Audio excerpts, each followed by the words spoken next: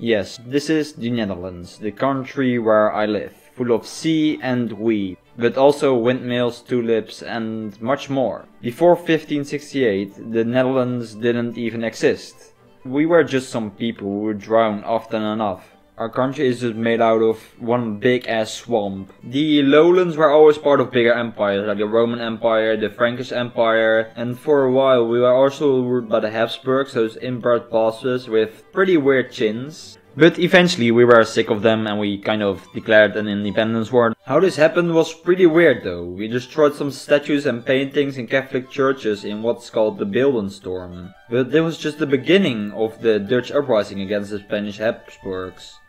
A few years later, with the Union of Utrecht, we made it official. The Dutch called themselves the United Provinces of the Netherlands. Our leader was Willem, the Silent of Orange. I don't know why he got the nickname the Silent. Maybe he just didn't talk a lot. But Philip II of Spain, the person who controlled our lands, didn't like us after we destroyed his churches. So he sent this guy over, named the Duke of Alva.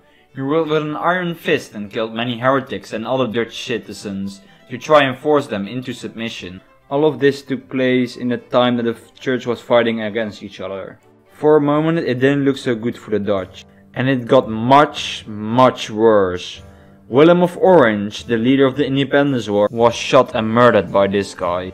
However, his spirit lived on in his son Maurits, who was able to continue the fight against the Spanish. The war continued for 60 more years. But finally, in 1648, the Netherlands gained their independence. We fought a total of 80 years for our independence.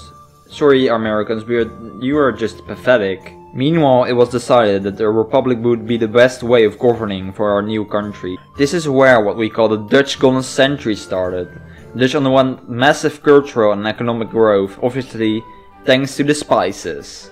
The VOC focused on trade and exploration in India and Indonesia and brought spices with them so we can trade them and make a big profit. Cities like Amsterdam, The Hague and Rotterdam became very influential and rich cities.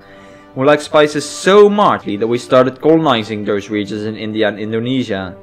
We also stole a few from Portugal, but don't tell them. We didn't stop here though, we even settled in the New World with colonies like New Amsterdam, which is now known as New York after the pesky British stole them from us. This was the Dutch Empire at the height of their existence. We were even winning against our enemy, the sea. We were expanding our land with the help of polders. The Netherlands were up 1-0 against the ocean, but it was all downhill from there. The Netherlands had a hard time with existing. A lot of great powers just wanted to eat us and steal our lands and colonies. Like in the First Anglo-Dutch War, or the Second Anglo-Dutch War, or the Franco-Dutch War, or the 9 Years' War, or all these other ones. Basically, we were always at war with someone. In the account of nations trying to eat us, the Dutch actually ate their prime minister. I know, it sounds pretty weird. But the Dutch were at war with Great Britain and French during the disastrous year of 1672. Johan de Witt was the most influential person in the Dutch Republic at the time, but he disbanded most of the army to keep Willem I from rising up against him. Thus the Baguettes were able to siege the Netherlands without any resistance. Many people began hating him and his brother, and a few months later they were both executed. But after this, a mob of peasants took their limbs apart and began eating them. I'm not kidding, this actually happened. A few years later it looked a bit better for the United Provinces, especially during the rule of Willem III, who not only ruled the Netherlands but also all of Great Britain and its colonies. Yes, we at some point owned all of this. Sorta. However, this union didn't last and the Dutch and British split up again. After that everything just went downhill quickly.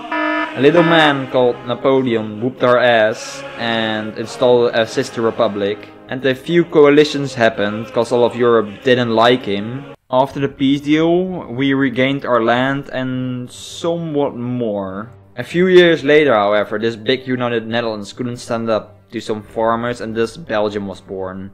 Yes, just imagine the French and the Dutch having a baby. And that ugly baby is Belgium. Between this moment and the World Wars, not much happened anymore. We just annexed some more spicy islands, cause of course we were addicted to spice. Now I introduce you to the big fight, or just World War I, where we absolutely did nothing. We were just there, standing on the sidelines, watching while all the European nations were beating each other up. We were kinda like Switzerland, only Switzerland was also neutral in World War II, while we were just a speed bump in Germany's ravage through Europe. We surrendered in only 7 days, but finally, after 5 more years, we are free once again. After that, the Dutch joined NATO and was one of the founding members of the European Union. This helped rebuilding the country after the war and keep us safe from any other aggressors in the future. Okay, now let's guess, after all of this, who our biggest rival was. Now it's not the Spanish, or the tea sippers, or Germany, or Belgians. It's not even a country. Nope, it's still the ocean. All this time and it's still the ocean. And they even kinda attacked us in 1953 when the big flood or the WATERNOODSRAMP happened. Thousands of people died and it was kinda a wake-up call for the Netherlands. After that we wanted to take revenge and reclaim huge chunks of land, but this battle is actually far from over. With climate change coming up and the sea level rising, the ocean is threatening our country once again. So I hope we can survive the upcoming 100 years. If I forgot some important things, just leave them in the comments. I couldn't mention all of it because I wanted to keep it short and simple. If there are other nations you want me to do, just leave them in the comments as well. By the way, I have a Patreon, so link is in the description.